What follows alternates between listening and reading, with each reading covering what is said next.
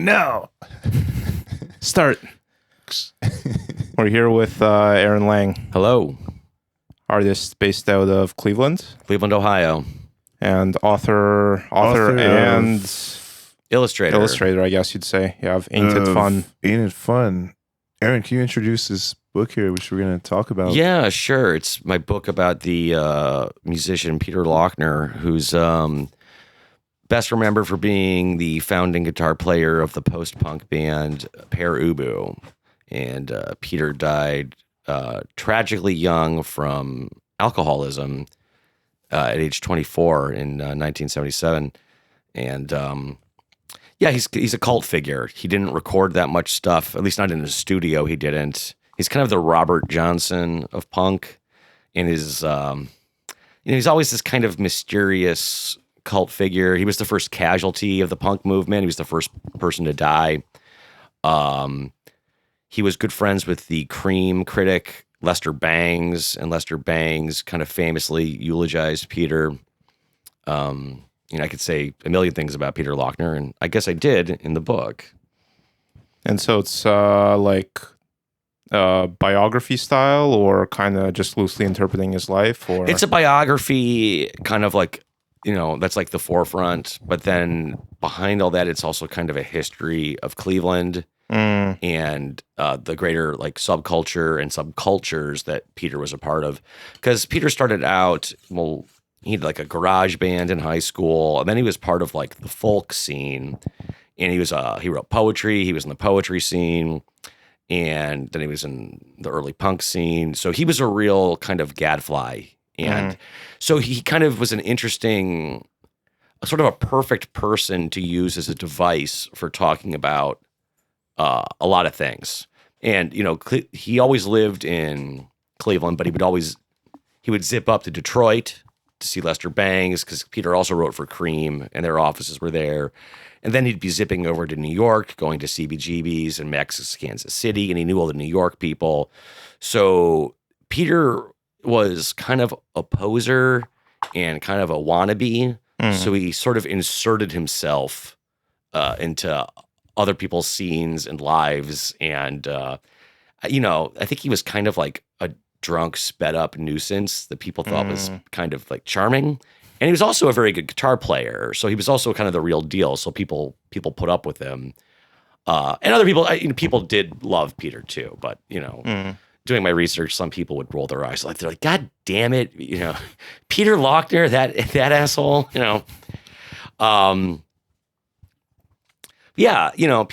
Peter. I sort of wanted to dismantle the legend around him, but also sort of rebuild the legend, kind of.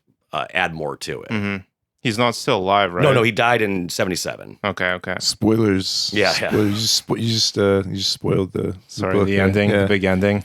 Yeah, no. So that's I mean, I have a lot of questions, and I am still working on the print interview that got maybe halfway through that I want to send, and could even just combine these, maybe post them together. Might be a good way to cover the most ground.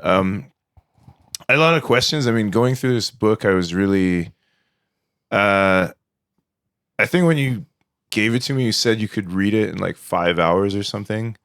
And for me, it was more like 5 months, because I read very slowly, and especially graphic stuff, I spend a lot of time trying to go through, and a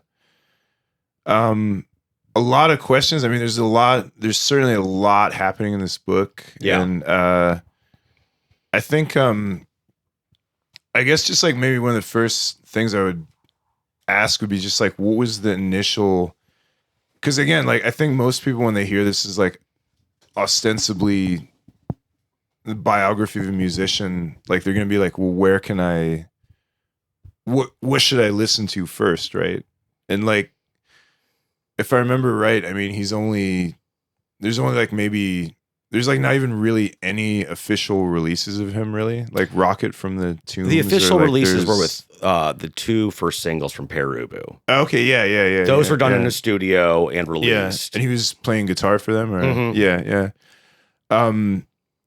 So yeah, but I think like Rocket from the Tombs, there's like no real albums or like actual? Yeah, so Rocket from the Tombs was a band before Pere Ubu that broke up and split off into two bands, basically, Pere Ubu and the Dead Boys. Yeah. And the bass player, Craig Bell, left town. He went over to New England and he started a band called the Saucers. So everybody in the band went off and did other stuff. And they did some live recordings and like demo stuff. They did some recordings for like the local radio station, but they never did anything like in a proper studio. But it, there were bootlegs. And then in the early 2000s, there was like an official release that was like cleaned up and remastered. And the band got back together, and Richard Lloyd from television filled in on Peter's guitar position. And that's when I first heard of Rocket from the Tombs, is when the early 2000s, when they got back together and I saw them play. And I'd been a Pere Ubu fan since late high school, but I didn't really know Peter Laughner's name then. But I did learn his name and kind of his story when Rocket from the Tombs got back together. Okay, yeah. So that, I guess that kind of answers what I was maybe going to ask next. Is like, what was your, I guess like just, what was your like starting point of interest in this? Was that, were you just like into Pere Ubu first and then you? Sure. So when I was a senior in high school, Rhino Records, who they always did cool stuff. But yeah, around 98, 99, they did a series of compilations of post-punk music. And I got one at like a strip mall store, like I think it was a Best Buy.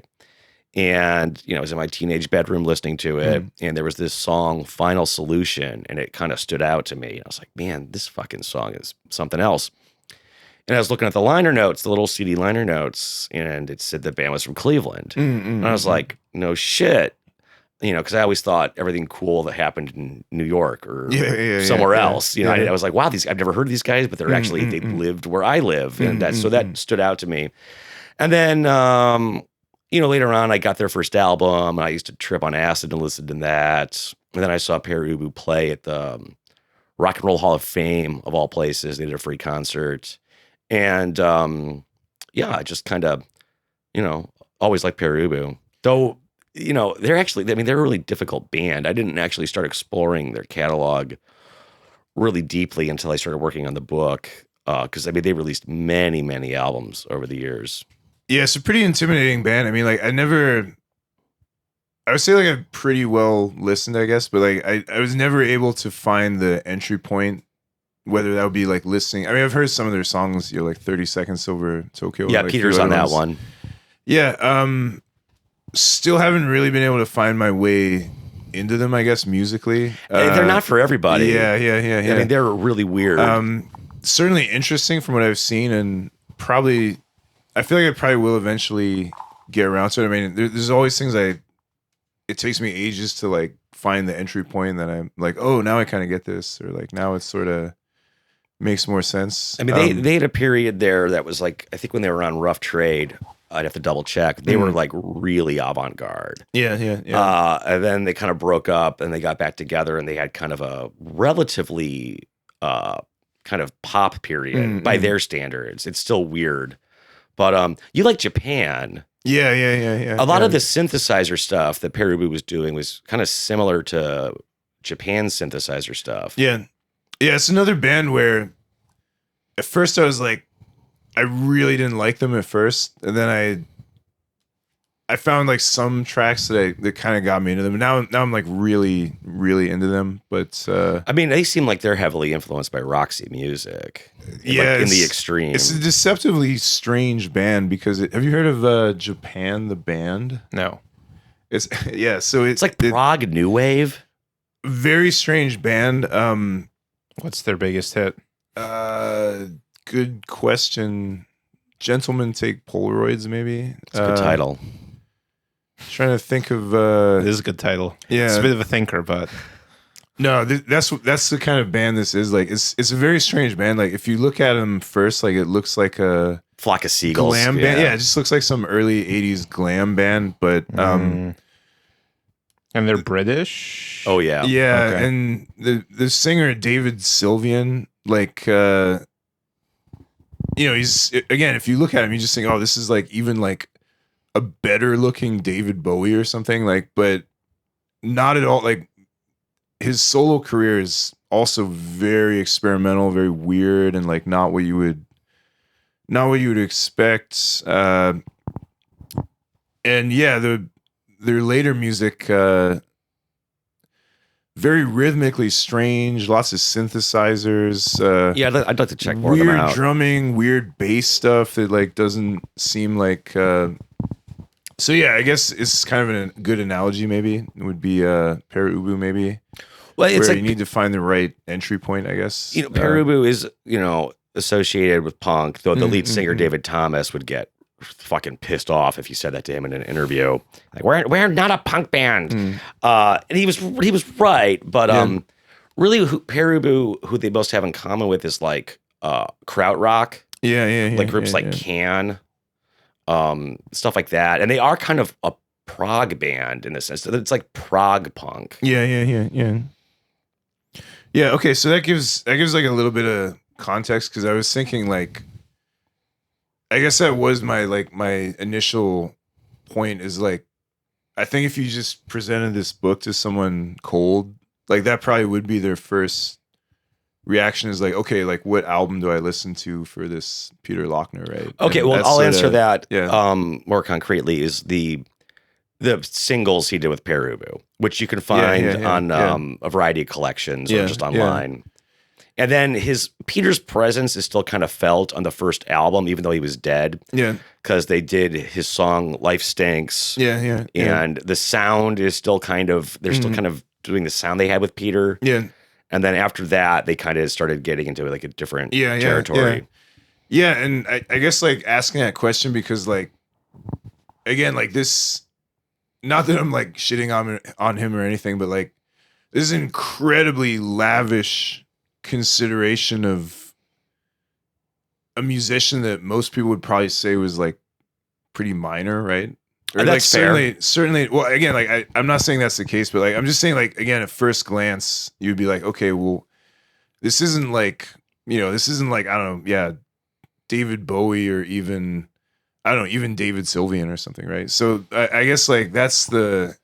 Well, I mean that's why, but that for me, that's why it was interesting, I guess, because you've kind of like, I'll just say there's a lot happening, and I definitely don't feel that this book is exclusively about Peter Laughner. Absolutely not. But I do feel like he's sort of I feel it's like ostensibly about him, but before the book was out, Peter's ex-wife was over my house, Charlotte, and I had said to her, she was kind of talking, I forget what she said, and I said, Charlotte, the book's not really about Peter. Yeah, I just use Peter as a literary device to talk about Cleveland. And Charlotte kind of got quiet, and then she said Peter would like that. Yeah. Well, I certainly feel he would probably be, if he had a chance to like read it or see it, he would probably just be like blown away. Like, wow. I mean, like I sort of feel like you've kind of made him maybe bigger than he even was in life or something, like in the sense that like you kind of do use him as this like unifying figure, I guess, where you sort of and I think that was my impression, was that's what the book is actually about, is it's just about Cleveland, right? It's kind of but it is also about Peter. I just think in order to understand Peter and the Cleveland punk scene, you have to understand Cleveland, which means you have to understand industrialization, deindustrialization, race riots, Kent State, hippies, folk music, the river catching on fire. You kind of have to contextualize it fully. Yeah, and that's how I would probably, I mean, even last night, like we were I was recommending this to some people, and I was saying it's more like a psychogeographical graphic novel about Ohio or something, like that's rather than pitching it as like, okay, this is like a biography of a musician, which it is, but I feel like it's more about like a time and a place. Yeah, and it's very much time and place. And but my early influences writing it were like Grail Marcus, and Nick Tosh's, who don't really write these just like straightforward biographies, which don't really, I'm not shitting on straightforward biographies or straightforward histories. In fact, that kind of writing is very useful when you're doing research. But that's just, I don't see the point in doing an illustrated graphic novel that is like academic. So I figure why not go crazy? Although it is very info rich, I want to say. Like it's a very dense read, and it's incredibly dense. It's Like I started looking through it just as we were talking here, and like, how long did you spend per like slide here or page? What do you even call this? A page. Okay. It would depend on how much detail, but they could be like I'd say an average 2 days, sometimes 1 day, sometimes 3 days. Multiply that out by 400, and then plus all the writing and research, and then like I had done maybe over 100 pages and basically threw them out and started over. Well, that's the thing is like even aside from the art, I mean, some of which is quite incredible, and I don't know, we could maybe post up some slides or something if it's not too much, if it's not too annoying. But there's some incredible art. I mean, like there's the one thing where it's like Peter and it's like his guts are like turning into this octopus or something, or like just spilling out and sucking in alcohol and I think it's important like, to make it clear that like Peter didn't overdose or commit suicide, at least not in a conventional sense. Peter drank himself to death, which at age 24, like that's like kind of incredible. It wasn't just the drinking. He was doing drugs too. He was doing a lot of speed. He just destroyed his body at such a young age, which is just like, it's astonishing. So there's this crazy image of that kind of towards the end, and that's what I wanted that particular image to evoke. Just the guts rotting and the cirrhosis. Definitely very impactful. So again, like even apart from the level of detail in the art, which I just think like the amount of just information in this. I mean, that's maybe one reason it took me a while to like really get through it, I guess, is just it is very like info dense, I want to say, and like there's a lot of like you're getting the history of Cleveland from the founding is almost like this, just like real estate speculation. Like the city, exactly what city it was. Founder didn't even intend to like live there or anything. It's just like he gave it his name, but it was just like they were just grabbing land. Just grabbing land, and so you get this. I mean, it has this very zoom out historical perspective for almost like the first 100 pages is just like pretty much straight history, which again I think is, I was trying to think what to compare it to, and I think the lazy comparison would be like the Alan Moore Northampton kind of stuff that he does sometimes, where he like really goes into the past, present, and possibly future of the city from different perspectives. So there's that. I mean, that's certainly I was even thinking of like Larry Gonick, the cartoon History of the World. I've never read those, but I know what you're talking about. So that's sort of like, that's the only other referent I could really come up with, because I mean, it's quite different, but just, comics that are very detailing, history, real history in a quite dense fashion. I mean, there's not much else I could really, I guess, compare it to. I honestly wasn't really influenced by any comics as far as the writing goes. I mean, I have my comic book influences in the drawing. But in the writing, it was, I mentioned Grail Marcus before, but specifically his book, Lipstick Traces. Which is definitely, I think the influence of that book is in there. And Grail provided the blurb on the back cover. Grail was a real catch for me. And I told Grail, I was like, I was really influenced by Lipstick Traces. And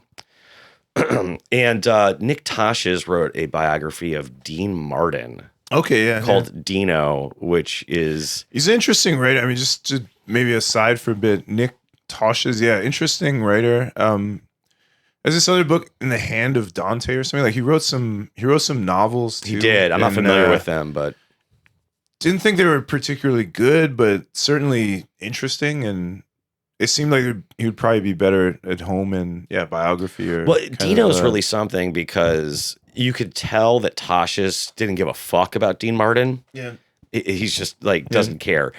But he uses Dean Martin as this device for talking about like the immigrant experience and like what show business was, and it's hard to explain, like, because he's not. What's to say about Dean Martin's music? Not a whole lot, or his films even.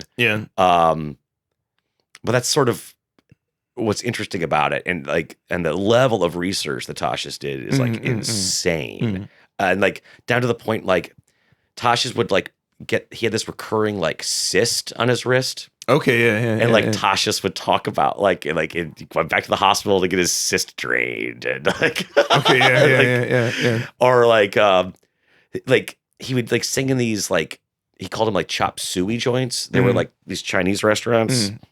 So then he's like talking about the history of like chop suey, which is like fake. It's not real Chinese food. Just these kind of places that like my grandparents, like not my grandparents, but their generation would have gone to. These like when there was this idea of like nightlife. When you didn't just go out to dinner, there was like supper clubs. And there was like a performer and a band, and you put on a suit, and it was just this like this world that doesn't exist anymore. That's what we were talking about. Still alive in Russian culture, interestingly enough. Really? Like the kind of dinner galas with the performances and the round tables. And they still have it in Las Vegas, too. Yeah, it's not completely dead, but like those types of places in like, the Midwest are just that's what gone. We were talking last night also about my experiences in Ohio in the 1990s with the Kahiki Supper Club, which was the tiki restaurant supper club. I have been there. People would dress up in... I think when I went there, I was like, I don't know, 8 years old or something. But I still have these crazy memories of like, wow, this is already, even in the 90s, is pretty nuts. Like, what was this probably like back in the day? Yeah, like, I went to art school like very nearby there, and when I was a freshman, I went, and this was like the big kind of Easter Island statue out front, and it was like a very like bespoke building, and one wing of the restaurant was an aquarium. And the other wing was what's an aquarium but with birds, an aviary. It was an aviary, and like Polynesian food and like the exotica music and like just smoke, dry ice coming out of the drinks and just like really elaborate. I remember they tore it down. Then they tore it down, and there's a fucking like drugstore there. Yeah, I remember it feeling like it was like a restaurant inside like a haunted house or something. That's sort of what it felt like because it wasn't like B-52s kind of like just totally artificial. So I mean, the tiki thing started because vets coming back from the Pacific Theater had kind of developed this sort of interest in the island culture.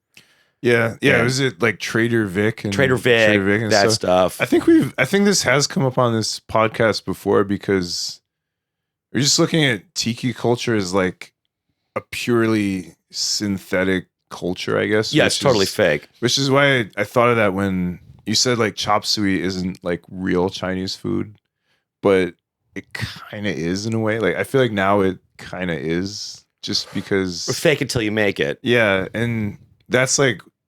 I guess the classic tiki example is like crab rangoon, right? Well, like let me not if it's too ham-fisted here. Let's tie this back in. I was trying to get. Peter Laughner kind of faked it till he made it. He wanted desperately to be a rock star, not just because this was the age when rock stars were big, and you could become a rock star, and you weren't like a dipshit for thinking that. Peter wanted that, and he had to die to get it. I was going to mention the research angle because I'm just looking at the those notes. Citations. These are just citations and note. Like there's an enormous amount of. You weren't fucking around here. Yeah, I know. It was 7 years of my life. Yeah, so there's an incredible amount of just raw information here, and like even just looking through. I mean, there's so many things that there's so many different angles that this book goes into. Like there's. I want to say like tangents, which you do sort of tie in towards the end, but like there's the whole thing with this there's like a serial killer that was in Cleveland called the Torso Killer. That was never solved. So there's a thread about that, and there's a thread about this. Was it like a doctor? Dr. Sam Shepard. Yeah, like the Fugitive, like the show and the movie. There's the Harrison Ford. Yeah, Harrison Ford it's movie. probably it's both the show and the movie, probably a little bit before your time, but so I guess he was the basis for that. And Loosely, he so his wife was murdered by an intruder, and then he was accused of it, and then became a professional wrestler. Like it's just very strange. There's very strange like stories. It was in this a huge international story at the time. Because I hate to say that it's unremarkable because it's just like a woman was murdered. So I don't mean to like downplay that, but I mean, by today's standards, this is not a story that would be international news. But this was in the suburbs, and it was an upper middle class family, and there was like rumors of an affair, and this was the 1950s. So the idea that this was like white educated people in the suburbs, and there was like a whiff of sex, this became like. It was kind of like the O.J. Simpson trial of its day. It wasn't just like it's forgotten, like in America, but it's remembered in Cleveland, and like boomers like still think like Sam Shepard did it, because there was like such a smear campaign. Though, as far as I'm concerned, this reporter who wrote a great book called The Wrong Man, like as far as I'm concerned, completely proved Shepard's innocence and completely figured out who did it. You did like you got into that, and again, I maybe won't spoil it for people who want to read it, but so there's this kind of murder mystery element with that. There's the torso killer. There's there's very literal, non-metaphorical connections in that the Shepard case was in Bay Village, which is a suburb of Cleveland, which is where Peter Laughner grew up. So the Shepard family lived in walking distance from the Laughner family. Later in life, Mrs. Laughner, Peter's mother, worked at the Shepard hospital.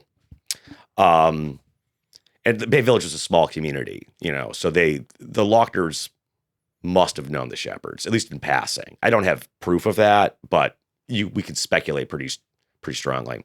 And then, so the Torso murders, Elliot Ness of the Untouchables was on that case. Everyone thinks of Elliot Ness. Yeah, it's another one. Yeah, like the Untouchables. Right? Everyone thinks of Elliot Ness in Chicago, and rightly so. But he was then in Cleveland, where he had the title of safety director, which is not really a title that exists anymore. It's kind of like a police commissioner, but they were like, I never quite figured this out. But just imagine he was like the commissioner of police. And Elliot Ness also lived in Bay Village for a time, so that's a very literal connection.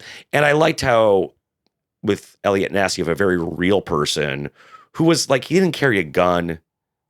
He was a splashy guy. He liked to go out dancing. He was in the tabloids, but he wasn't like a, bang, bang, bang action hero. Right, yeah. But then because of the Untouchables TV series, he's kind of this like mythic figure.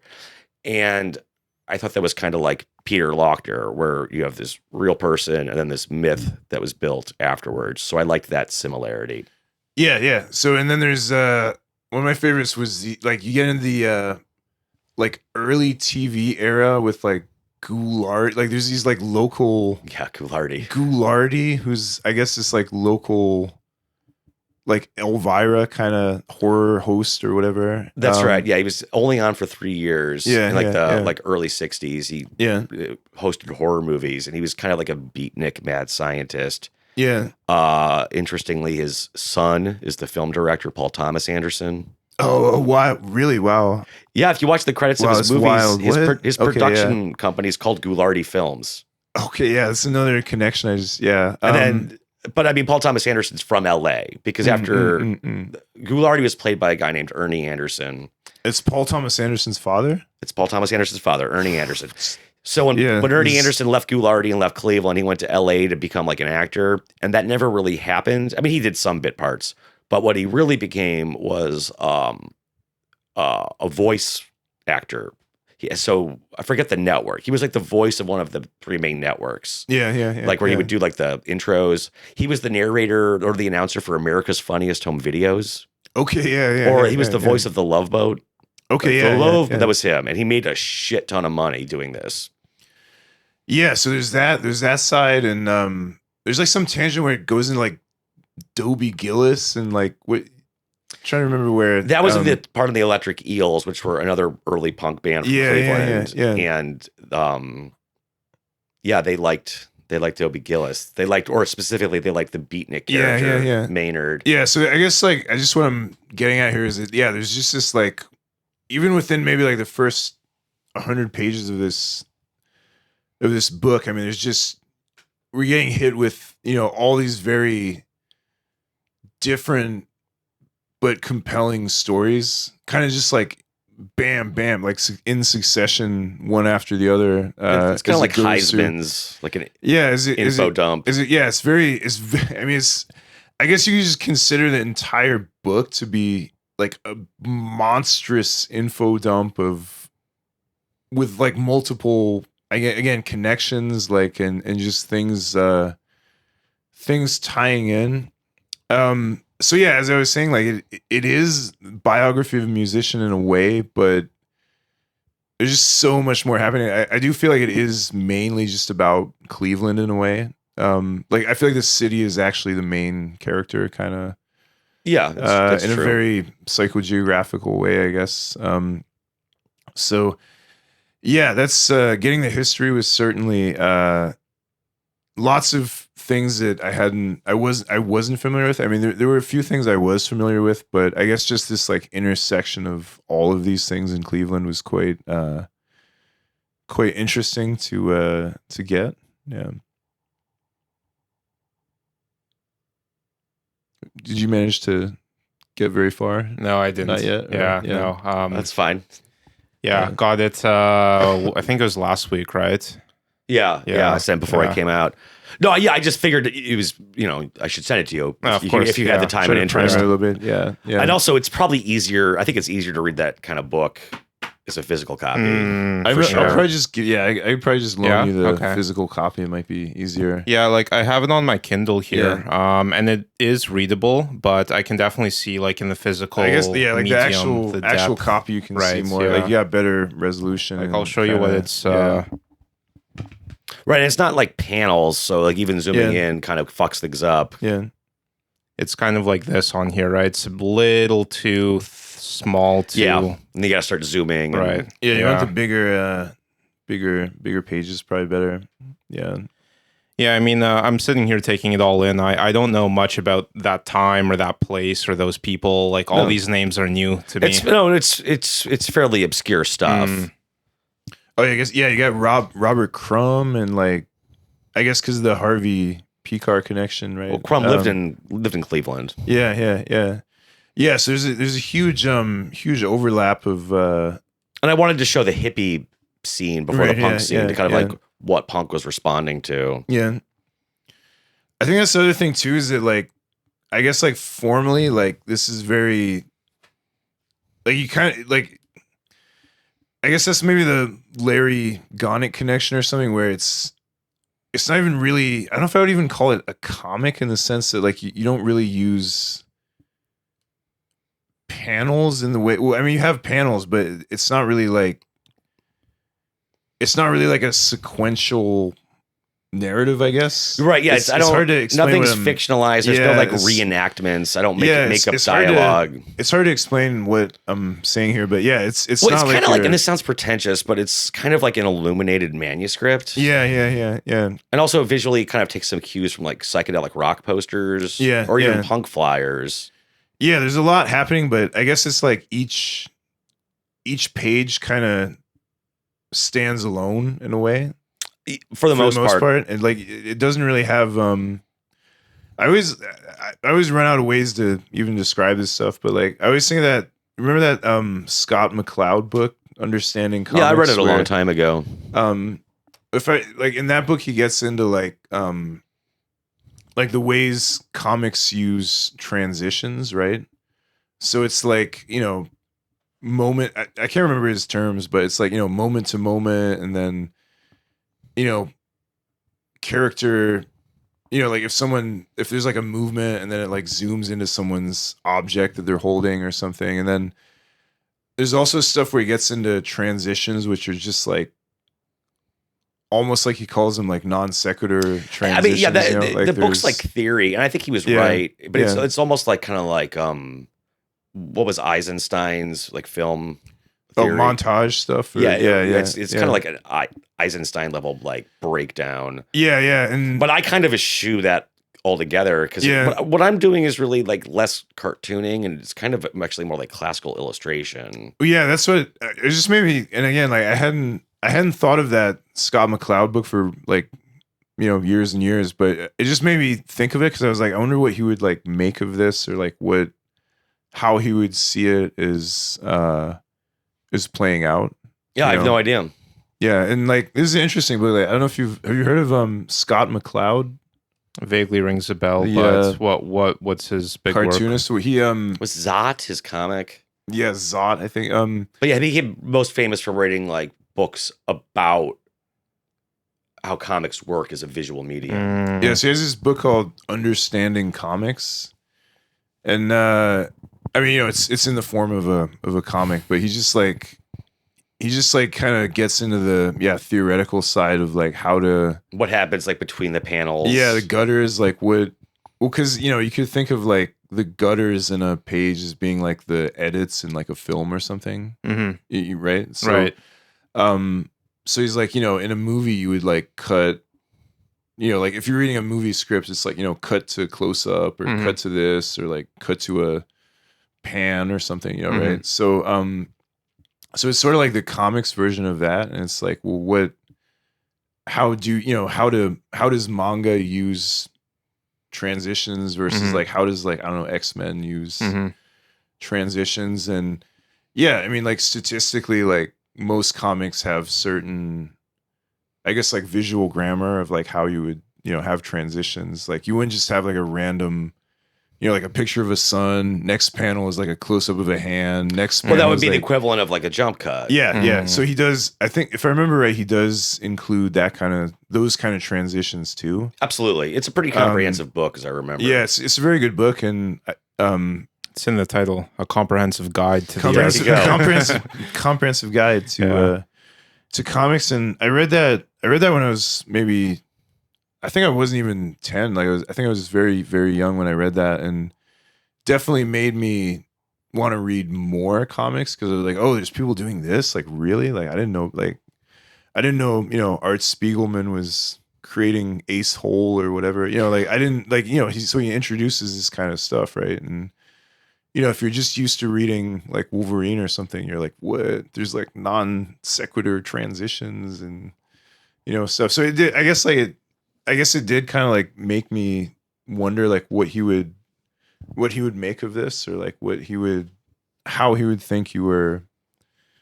I mean, yes, I guess you could say illustrated collage almost, or like I don't know. There is a collage. Yeah. There is a collage aspect. Yeah. What software do you use to put this together? Or is there any software involved? The drawing's all done by hand. Okay. And even the lettering I do by hand. And even the mechanical halftones I do by hand. So you have like a literal hand-drawn page of this. The originals are bigger. Are you inking it yourself, or like are you're hand inking everything? Or? Yeah. So that's just like for people that maybe aren't as familiar with comics, like that's an incredible workload that in most mainstream publications is like split between about 4 or 5 people, right? So like you don't have like, so no one is like, so the guy that's making like Wolverine, like that's like a team, right? So you got the penciler, you got the inker, you got the letterer, you got the color separationist, you got the writer, the writer. editor. Yeah, so you got like, so that's not like, it's not like one, like, so that's like a team, right? Right. So this is like, because they have a monthly schedule. Yeah. So this is like one person doing everything, all of that work, right? So it's a pretty, so that's, I guess that's the side, and that is more standard and like underground kind of stuff. Sometimes you'll have a writer artist partnership. Yeah, but I guess like just what stands out to me again, just looking at this now, is just like the inking I think is quite distinctive too. I mean, I don't know if that's a skill set that you can consciously put that much time into, but it's certainly There are certain the inking is yeah. important. There's certain sections where it's it's like using like negative space. I'm and, big like, on it's that. using- Kind of a Japanese idea. Yeah, so there's a lot of inking related stuff that I think could kind of deep But yeah, dive. even the dot patterns, the halftones, Yeah, I do those yeah. by hand too, because Yeah. they used to make these. You can still get them in Japan, like actually. Benno dots or whatever. What are they Yeah, called? the famous brand was Zipatone. It's like a sticker Yeah. that's clear, and you cut it out with an X-Acto knife, and then you put it on, and then you get the gray halftone patterns. Yeah. Which I like doing it by hand, though the stuff's hard to find. Yeah. But to answer your question, I scan the pages, and then I just go into Photoshop, and then I'll like clean things up. Like if there's like if like a pencil line scanned that I didn't want, I erase that. Right. Or sometimes just like a cat hair gets on the scanner. Right. Yeah, I zoom in real close and start just cleaning things up. But that's also maybe where I'll notice like, oops, I put an apostrophe in it's when I shouldn't have, and I'll just erase that. Makes it easier than redrawing the whole page, right? Yeah. Or maybe I'll make a note to myself to fix it on the original page in case like when someone buys it. And then as far as getting the actual book ready for print, I had a book designer do that. Okay. I'm not really a computer guy.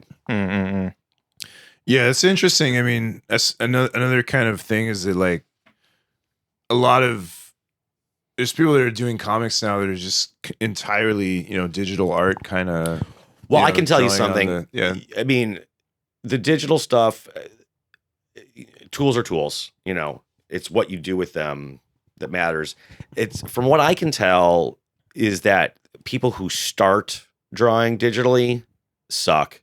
But people who know how to draw by hand that switch digital are able to make it work. Because I mean, there's just something about you have to learn because there's just like a texture to using brushes and ink and different line widths, which you can mimic electronically with a computer, but I think you wouldn't know how to do that unless you actually felt it in a tactile way. Yeah. I mean, and I'm sure there's exceptions, but it seems like everything that's done on, digital is like very dead, thin lines. Kind of has that like web comic look. It's got that flat webtoon look. It's just gross. Yeah. I fucking hate it. It's another interesting thing because like getting back to Scott McCloud, like he has this book Reinventing Comics where he like gets very into like I guess like early 2000s optimism about like digital comics, and like he thinks it's gonna be like this huge. And, it kind of what like web comics did kind of blow up. I guess like fair enough. But they're extremely popular. Yeah. But maybe not in the way he hoped, I guess. Yeah. Like it's maybe not what he was hoping for.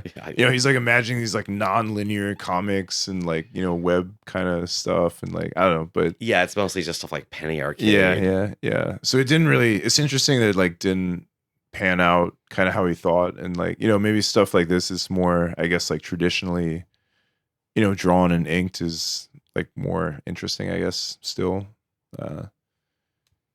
Just thinking to like stuff like XKCD, which has like, are you familiar? No. Okay. Are you familiar? Sounds familiar. I'd probably recognize it if I saw it. Cyanide and Happiness, I think is another name for it. What is it? It's a web comic. Oh, okay. But it's very like tech oriented, I guess. And so it has very simple illustrative style, but I guess that's a choice being made to emphasize the writing or the content. But this is proof you can have both, right? You can have the content and you can have the very detailed art, right? My friend John Porcelino has been doing a book for years called King Cat, and it's very minimal in its drawing. John's not a master artist and doesn't pretend to be, but he uses a lot of negative space. It's actually kind of very Japanese. He just kind of writes about his life, these sort of like very simple things, but he kind of like elevates them in this kind of Zen way. And so I can definitely appreciate stuff that is simple, but as long as it's like considered, it's not lazy. It's the case of John, it's like deceptively simple. It's actually a lot more complicated to do what he does. type of thing. I think so. You have you have to know what you're doing. Right. Yeah. There's It's some very balanced. there's some weird stuff that like Jules Pfeiffer or something where it looks almost like messy, but it's quite like Well, when you're complicated. you're doing minimal and simple style, you've got like a lot less room for error. Like if you don't get it right, it really sticks out. Yeah, I mean, I guess like just a classic is something like, I mean, there are some very well drawn web comics, but like a lot of it is very lazy, like Penny Arcade or something. It's just like very lazy art and like, And then like it's just like almost like bad font. yeah, everything is like it's just like ugly. Like whether it's I don't know, funny or not, it's just like it just feels like ugly to like engage with it. I guess like if I see those things now, I'm just like, oh man, this looks so everything like the colors look bad and It's the worst. the art is bad and like it's not really translating that well to digital, I guess. So I don't know if there's a point there, but yeah. It's interesting because the going through a few of the pages, the overall flow remains consistent, but like the art style is very different even on like pages next to each other. Yeah, you do have a lot of the typography as well. Yeah, you have this like some pages are very like photorealistic and then others are like more I don't know, like iconic or something. Yeah, or I gave like, gave myself license to just yeah. So there's keep things interesting for this myself. is like He-Man almost. Yeah. No, maybe that's not the right comparison to draw. But yeah, even like the typography is really stands out. Well, there's to me. so much text in the book. I was like, I need to like make the text as visually interesting. Yeah, part of the art, right? So I basically made a book that cannot be translated into another language. Yeah. Yeah, I'd love to see Google Translate OCR try and make sense of this. Yeah. Can kind of try and run this in real time, actually see what comes out.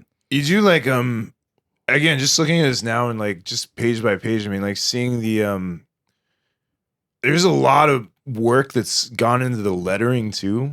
Like it's not just like you're like bricking one font or something. It's like the lettering probably took more time than anything else. It's not as bad as I thought it would be. Save that. Enough. I'd like to see that. Send that to me. Okay. Let me send that. Yeah. Doesn't look super accurate on the spot, but so there's a lot of care and time that has gone into the lettering for this as well, and that's one of the reasons I threw out the first 100 pages because the lettering wasn't like. Oh really? My lettering got better. Well, I started using what's called an Ames lettering guide, which you like run along a T-square, and it like makes sure you have like uniform lines, and like they run straight.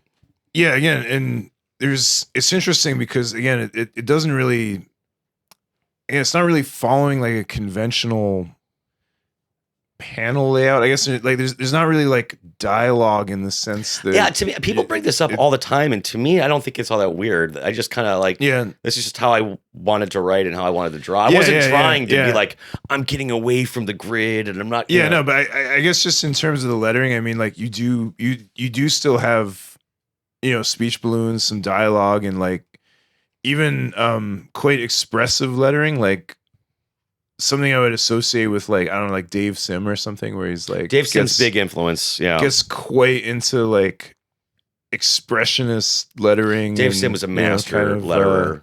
I remember I was reading Cerebus when I was quite young, and I could definitely tell. I was like, wow, this is like some intense lettering. Like I've never really seen this level of he was the best. Yeah, level of I don't know, detail, I guess. But so you come in with that too, and must have taken almost as long as the art, right? To maybe longer. Maybe longer, right? Just to organize like the lettering and organize how you're gonna express a lot of this, I guess. Yeah. I mean, at a certain point it becomes like internalized. I like know how much space it's going to take up. Yeah. The negative space stuff still must be pretty nerve-wracking. No? What do you mean nerve-wracking? In what sense? Well, like how do you draw like a portrait in negative space, I guess? Like Well, I erase a lot of lines. Okay. I definitely structure everything up. And Pencil does exist. the pencil comes first. And I also then I'll use it's called non-repo blue pencil. It's literally blue pencil that doesn't get picked up by the scanner unless you're scanning in color. Mhm. But when you're scanning black and white, it just drops out. So I can make like guidelines in blue. Mhm. Like this is where I want like the cross hatching to stop or whatever. And so there's little notations on the original art that you don't see in the finished book. And I also like, it's not like if I like screw up, I'm like, oh, I have to start over. I'll take an X-Acto knife and just cut off that part of the page, tape on some new Bristol board, and like fix whatever I fucked up. How big are the originals? 11 by 17 inches. That's usually smaller than this. Okay. So he mentioned Bristol boards, which is I guess maybe a bit in the weeds for it's like people cardboard. that aren't It's the heavier stock. The things that like if you buy like like Wolverine comic or something like those panels are much smaller than what the artist kind of drew. So they're usually working on a bigger board. Makes sense. Called Bristol More board detail. with like a special kind of paper where they're like penciling it. We use Bristol board for elementary school presentation. Yeah. Trifolds basically, right? Trifold presentation boards. Yeah, so must have taken a long time to again just lay out a lot of this or like organize the information, I guess. Is this your biggest work to date? Would Oh you my say? God, yes. Yeah. Most ambitious project. Yeah, maybe I doubt I'll ever exceed it. Yeah. I still work and plan on working, but I don't know if I'll ever tackle something quite like this again. I mean, I was also uniquely situated to do it in that no one had done. So there's been a lot of writing about Peter Laughner and there's been a lot of writing about the Cleveland punk scene, but there's never been a book fully dedicated to either. It's been more like, oh, here's like an article or here's a chapter in a book about punk in general. Like here's a little chapter on Cleveland. So it hadn't been done. And I'm from Cleveland. Right. And I don't know. It was just like, Valerie really encouraged me. She was like, you need to like do a book about this. And I was like, well, who am I? What do I know about it? I wasn't alive then. And she's like, just do it, Yeah. And then as I was working on it, I came to know some of the people that were involved.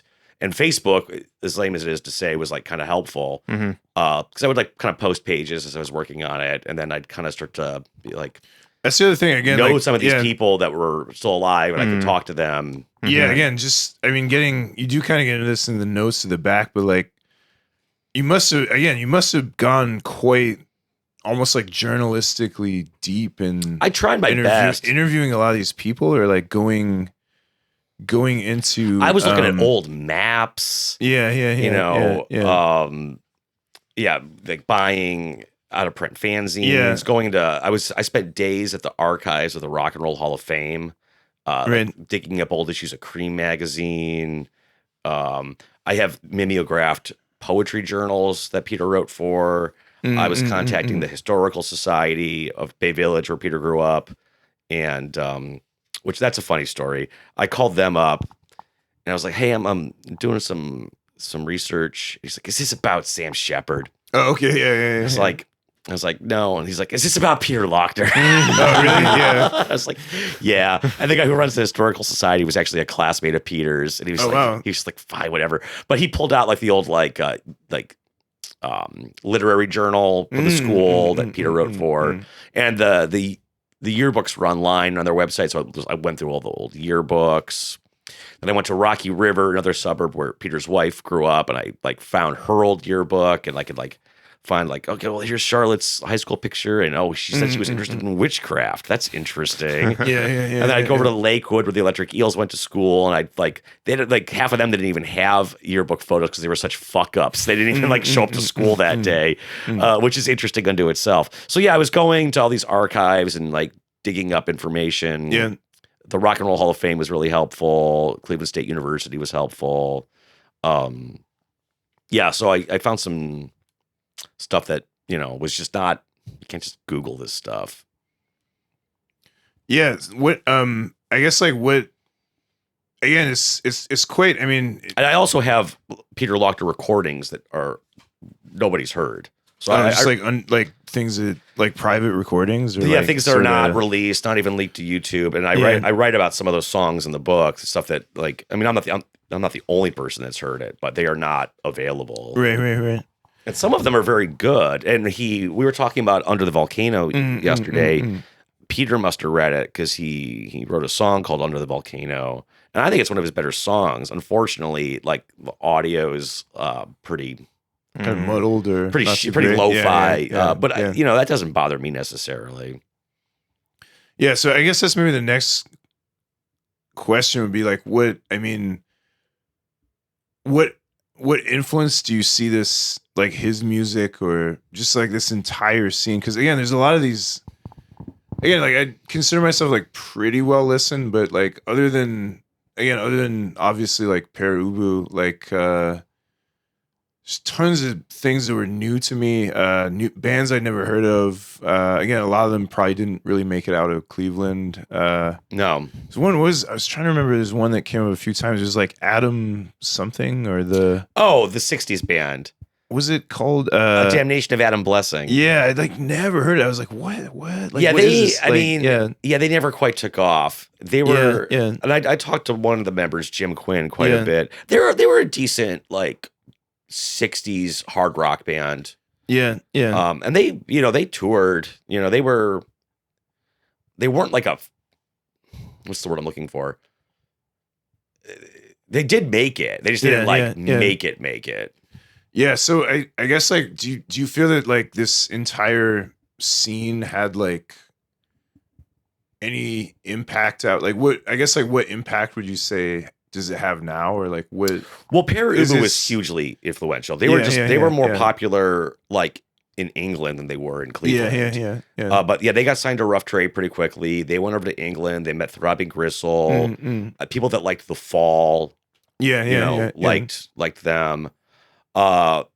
Ubu, people still cite Ubu as an influence. Yeah. And then the Electric Eels, one of their songs was released by Rough Trade in England. This was after they'd already broken up.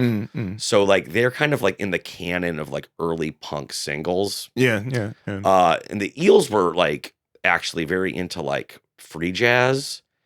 And like they weren't punk didn't exist. They were kind of like the first punk band. But they were just like crazy, and they were really into like Sun Ra and music. How do you say it? Musique concrete. And they were just maniacs. And a lot of that stuff it's like more obscure. Some of their more like pop sounding stuff is what people know, but they were doing some really out there stuff.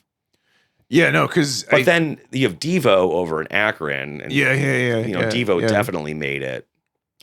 Yeah, it's interesting because I guess like there's like some U.S. cities, like there's people definitely have this idea of like, like Detroit scene and like Chicago music scene, and like there's kind of like these mythologies, I want to say, that are like sort of quite recognized, whereas I hadn't seen like anything presenting Cleveland this way is like that similar. Well, there's a reason for that, because there's no like publishing or like media industry in Cleveland. Yeah. So anyone that like would be, New York is written about because there's fucking writers in New York. Yeah. And bands from New York get successful because there's record labels, publicity, and there's the machinery is in place. Well, in Cleveland, there's none of that. So that it just kind of like goes out into the void. I mean, the Dead Boys got lucky because they went over to New York during that sweet spot where the labels were signing everybody. It was like like what happened with grunge. They're like, we don't understand this, but we don't want to miss out on making a buck. Yeah, I was trying to compare it to like other cities I've lived, like kind of, whether it's like in Australia or like even in Japan, and like there is like, it kind of like there are similarities because like Perth. Yeah, there's bands, you could name like Tame Impala or something, but like that was just one of the things that you know, somehow broke out, but like there's so many other local bands and like just Australian bands from, you know, all over the place that would have like a huge domestic presence, but like outside of the country, just like no one had heard of, you know. Yeah, and, like, I mean, there was like, I don't get into them in my book, but there was Yeah. a Northeast Ohio band called Glass Harp, and and they were like the Jefferson Airplane of Northeast Ohio. They were this like hippie jam band, and they were huge in the region. Yeah, we mentioned Like- this other guy who's like the Bruce Spring, like Michael Stanley. Michael or something. Stanley, yeah. We mentioned him, and He was huge in the Yeah, area, yeah, but yeah, yet nobody yeah. gave a shit anywhere else. Yeah, I wonder if we've like sort of moved away from that era where, Well, because of the way radio stations are now, it's impossible. They used to be independent and they could like play the local stuff. yeah, but I I just mean like now in terms of the internet, it's like, you know, some kid in, I don't know, Croatia in their bedroom can theoretically get through to the entire world, you know, in theory. Whereas in like theory. at the time, like, you know, when this was happening, I mean, it was, yeah, it's like, you know, what are your options? Like local radio or major label, maybe, like if you can convince them, I guess. But like there must have been so many other artists that were around, but just couldn't, you know, escape that, I don't know, event horizon maybe, or, so that is one of the parts of this that, interested me, was just, again, artist after artist I just like never heard of, and I was like, oh, this was around, or there was this, and you know, there is some, you know, you mentioned Devo and some other things which Pretenders. Chrissy Hind is in there, The Cramps. yeah, so there's some of that stuff that, you know, broke out, but I always thought the obscure stuff was like more interesting, because it's just like, what, you know, people were obviously doing this, but it maybe doesn't have as much of a, you know, it's sort of like that secret history aspect, or like, you know, forgotten history kind of aspect, I guess. It was interesting, I think, for me. For someone who like has no exposure to that scene or that music or those names, like what do you think they would get out of this work? Surely there must be a lot to get out of it, I guess. We went over the art style and so on, but like information wise, yeah, I mean, I think they're probably like someone who doesn't care about this music is probably pretty unlikely to read the book. See, I would disagree with that, man, because like at present I have like probably less than zero interest in punk music. I can tell your feelings. And like I mean, yeah, like I listen to some of the Laughner stuff, but like in terms of pure music, like at least at the moment, I have very little interest in that. What I could hear from his recordings. Sure, that's fine. So like, I mean, I never argue that Peter was some like genius. Yeah. So, but again, like that's, so I would disagree with that, and that's why like I wouldn't necessarily introduce this just as like a. I do think someone that has no interest in music would still. It's a human story. Yeah, it's very It's a human story. It's not. A lot, yeah, it's not fan service. Yeah. Yeah. So I'm not like it's not a typical music book. Yeah, so I do think it's, whereas something like, I mean, yeah, there are similarities with some of the Grail Marcus stuff, but I do like I definitely wouldn't describe this as primarily a music biography, because it does contain that, but I don't think it's. I mean, you have to also remember that I not only am I the author of this book, I also am the publisher of this book. Yeah, so I had to kind of figure out like how to market it. Right? What's the elevator pitch? Yeah, like how do I? What's the summary that you know? To keep thinking, well, it's not really about what it's about.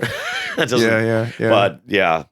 But I guess just again, in the interest of shifting more copies, like I am kind of trying to encourage people to pick this up, even if they're like, like I literally don't give a shit about punk, you know, Cleveland, anywhere. Justin or anywhere Isis, else, like, who hates punk, finds the book interesting. Yeah, or anyone that put that on the back cover. Anyone that isn't terribly interested in. So I understand why you hate punk. I would say I hate it. Like spiky leather jackets and the Ramones. But like, what about don't you think the Fall are interesting? I would say don't I hate it. I mean, I feel that it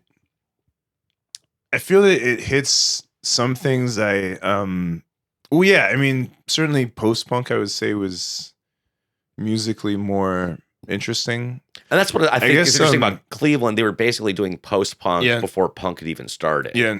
Well, I think my problem with the initial wave, I guess, is that like there is a sense in which it's almost like a reactionary movement in the way it was like, you know, let's get back to basics after shit started getting weird, right? Because like, you know, and yet that's not the full picture either, though, because Pere Ubu was not like a back to basics. Well, true. So it gets very muddy. Nor was like, I mean, let's just look at New York. So, okay, you have the Ramones and the Heartbreakers. That's very kind of dumb rock and roll, back to basics, and that's fine. But then you also have television. Yeah, true. Who were just like, who Peter Laughner loved, by the way. Yeah. Television, but they were just kind of on another level. That's what I imagined. Like, I was trying to imagine what, again, before I had heard any of the Laughner recordings, like, I was trying to imagine what it, you know how sometimes you do this where you, like, read about a band or an artist and you're like, you can kind of imagine, you're like, oh, it probably sounds like this, and then it might turn out to sound completely different, right? So weirdly, like, before I even read it, I was like, oh, it probably sounds like television, like Marquee Moon or something. Like, it probably sounds like that. Yeah. And kind of doesn't, but his band Friction sounded like television. Yeah.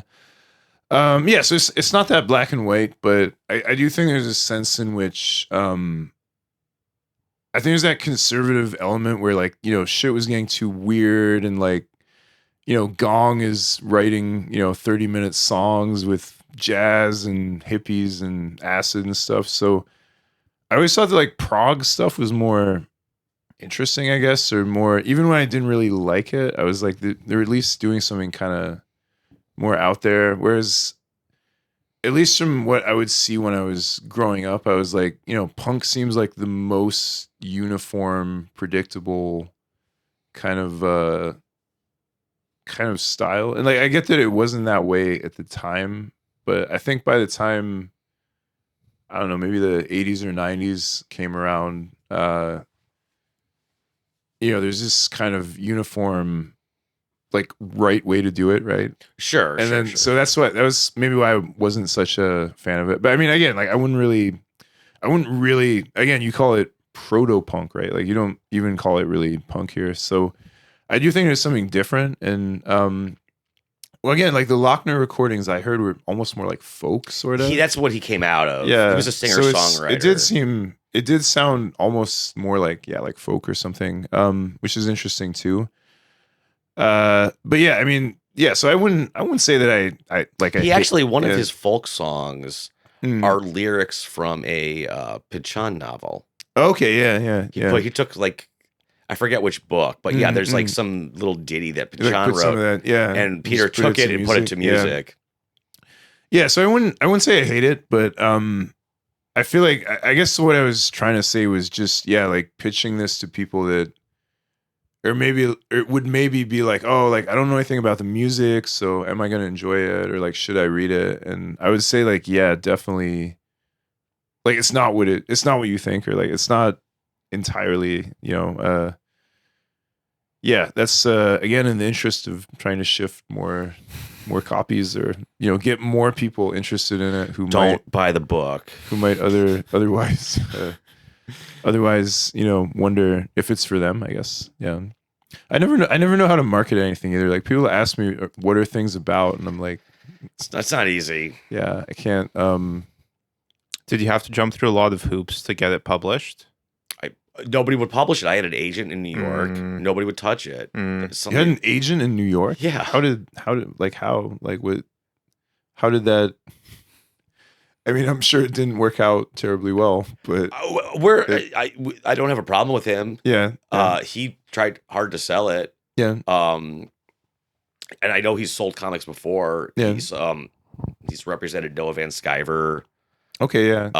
Durf Backdurf. And I think I was introduced to him by Gary Dumm, who's an American Splendor artist. So yeah, the agent, you know, he's like awesome. He's like, this is going to win awards. This is going to be like a huge book. And I was like, if you say so. Yeah. I was like, I don't think that's going to happen. But I'm glad you believe in the project. And nobody, I probably could have found like a smaller publisher to do it. But then at that point, I was already doing some publishing. I was like, well, I'm a smaller publisher. So why don't I just do it myself? You think just like again, like I have no idea. Like I feel I realize that like comparing this to like, I don't know, like non-graphic publishing is maybe a bit different, but you didn't think to like just send it to like Fantagraphics or something? Or My like agent did. Oh, they did? Okay. I don't think they even responded. Okay. What are they like? That's another weird thing because how are we doing for time? We're a bit over an hour. We can kind of do you want to steer this. Go to part 2 maybe, or what do you think? Yeah. Well, I don't want to keep Valerie waiting too long. Could we get her out, or why don't we? You want to maybe do another 10 minutes and? Well, I think we could easily do another episode, and if Valerie wants to, we could. I mean, we could break for dinner or food or something, or do what. I think we probably should. Why don't we stop right now?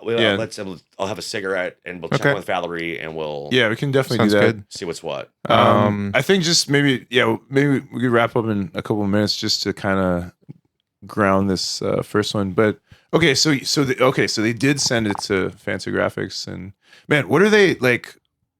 What is Fantagraphics even like publishing now? Then, like, what would they consider like something that would be like, yeah, this is us? Like, what?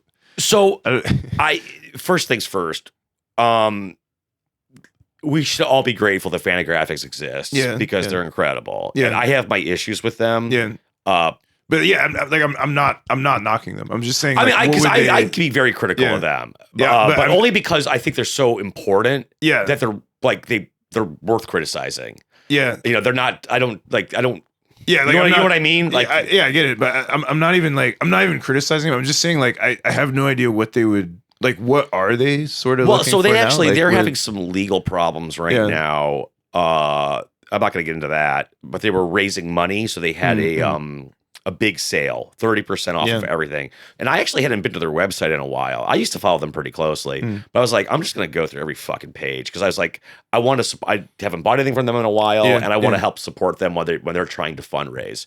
And I was like, completely disinterested, if not outright disgusted by like a huge chunk of the stuff they've put out. Just like, but it's everyone, but like what, not for me. What like what? That's what I mean though. But then there's other stuff which is just like fucking incredible. But like what is it? Like what would they? Generally, stuff that I like that they put out are like kind of like reprints of older things or like obscure things they've dug up. But a lot of the newer stuff, it's just not for me. Is it like autobiography stuff or like what is? I was trying to get a grip here. I don't want to paint in like broad strokes. Yeah.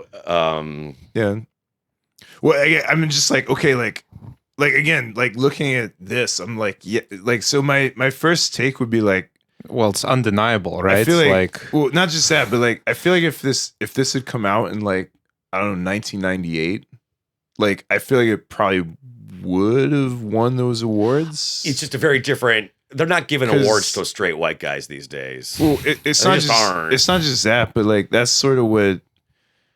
Yeah, I mean, like that's what I was sort of trying to. All right, so it's like this: if like Fantagraphics are drawn in quarterly, doesn't want it, then there's nowhere else to go in comics. Yeah, well, that's not true. There's some smaller places like 2D Cloud and all that, but again, I didn't need a smaller publisher, and there were some publishers, or at least one in particular, that specializes in music books. And they wrote back, and they were actually very cool and very enthusiastic. They're like, we love the book, but we've never done a graphic novel. We don't know how to market this. We don't know how to distribute this. We think it's incredible, and we wish you the best of luck. So that's it was just out of their depth. Yeah, nobody knew what to do with it because it's such a weird book. I do feel like it would. I do wonder if we're just living in timid times. Like nobody wants to take a risk on anything. Yeah. I wonder if it's just kind of economic shrinking symptoms. Basically, like when the economy feels tight, then why risk it on an indie movie? And if the person who's in charge of saying let's publish this has never heard of Peter Laughner, well, that's a real big. Yeah. you're Yeah. you're in trouble. Although, like, Yeah. again, like I'm just but thinking, the book has done very well. I think especially by the standards of a small press. I mean, we've sold almost 2,000 copies, Oh, wow. and that's with like very limited institutional support. It's been a word of mouth thing. right? When did you publish it? It's almost 2 years ago to the 2 years day. ago. Okay, wow. Yeah. Okay. And I mean, some people have just been super cool, like Ian McKay from Fugazi. He just like keeps buying copies. Yeah. And he like always shoots me a note. And he's like, I just bought a copy for Henry Rollins. Or like, Wow, he always yeah, tells me who he bought yeah, it for. He keeps yeah. like giving it to people as gifts. Yeah. That's awesome. So yeah, thanks, Ian. Yeah. Oh man, I feel so bad because I have this story where I just like, I don't know if you read that M Funk story where it's like, Yeah. Oh, it's yeah, kind of yeah. like making fun of Ian McCain because I'm not. He's easy to make fun of. I'm sure I'm not a Fugazi fan. I'm sure he's awesome in real life. He's like, you know what? probably- He's yeah. a legit dude. I'm sure he's awesome. He's in real the life, real yeah. deal. That's what I said about like he puts his money where his mouth is. Yeah. He's all heart. It's Yeah. just not my. I just feel like it's just funny with that story because like the guy that I made like the ultimate evil villain is Mark Kozilek from Red House Painters, and then like 5 years after I published that, like it came out that he was like a rapist or something. And I was like, oh, like, yeah, like, I don't feel bad that I made him the ultimate, villain in this. Cause he had like, when I did this, he had quite like a good reputation. And people were like, oh, like, why are you knocking Kozilek? And I'm like, Be careful what you write, Justin. It might yeah, come true. It might, yeah. So I feel like I don't know, maybe, I don't know. But yeah, it's funny.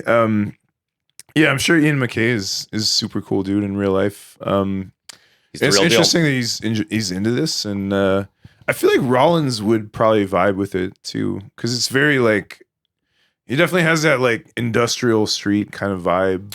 That, Morden has always been Rollins has always been vocal about the old Cleveland scene. And then when I published a book by John Morden of the Electric Eels, I put it up for sale. I did an email blast, and Henry Rollins was like one of the first 5 people to buy it. Nice. Amazing. Yeah, it's legit. So that's why. But again, like we're talking about changing times and taste, but like I still feel that if this came out in 1998, because I'm just remembering things that got big then, and like a lot of the comics had like seemingly equally, I guess, like obscure premises or something, but they got quite a lot of attention and awards and well, that's the other thing. kinds I'm 44, Yeah. so I'm technically a millennial, but I'm really on the line with Gen X. Yeah. So I'm like too young to be Gen X and too old to be a millennial. Yeah. So yeah, I don't really fit in anywhere. Yeah. I definitely, in my thinking and my attitudes, I lean Gen X. But commercially that window closed some time ago. All I can do is the work I want to do and that I care about.